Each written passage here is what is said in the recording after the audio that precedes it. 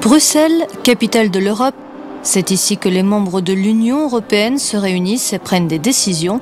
C'est également ici que se discutent les politiques en matière de justice, de migration, d'économie, de coopération bilatérale ou encore d'aide. Mais les dossiers portés par l'Union européenne ne suscitent pas forcément un intérêt chez les Belges.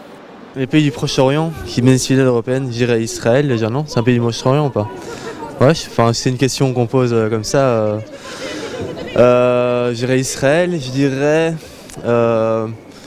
l'Irak dans sa reconstruction peut-être. Aucune idée en fait. India.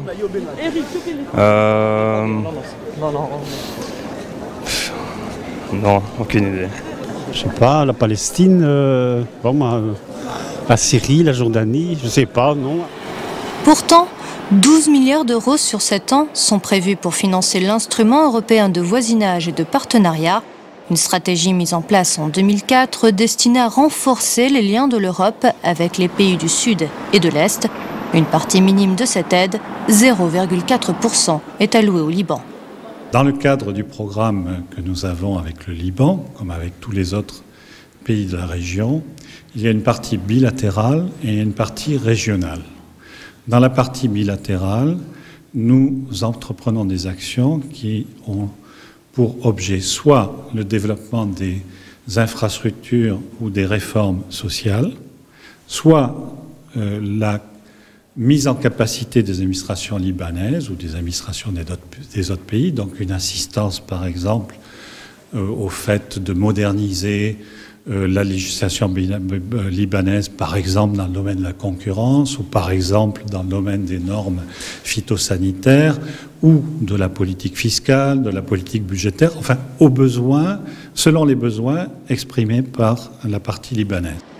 En dépit de cette bonne volonté européenne, beaucoup de dossiers restent en suspens. Est-ce que vous avez entendu parler de la plus grande poubelle de Saïda? Je connais Saïda, je ne connais pas la plus grande poubelle de Saïda, non. Elisabeth Collet, membre du Conseil sur la migration, là encore, la stratégie pose problème. Comment développer le programme de libre migration avec les pays du Moyen-Orient? L'expérience de l'Union européenne est celle de la migration temporaire. On a pu voir l'exemple de l'Allemagne et de la Turquie, où les gens s'attendaient à rentrer chez eux après un résultat infructueux dans le marché du travail. Je pense que l'Union européenne doit s'engager davantage sur le long terme. Le constat alarmant, lui, vient de Rosa Balfour, analyste du Centre de politique européenne. Les limites stratégiques de la politique européenne de voisinage envers le Liban sont techniques. La politique européenne de voisinage ne fonctionne que lorsqu'un pays est stable. Mais lorsqu'il y a de réels problèmes politiques et sécuritaires, la politique européenne de voisinage ne sert à rien.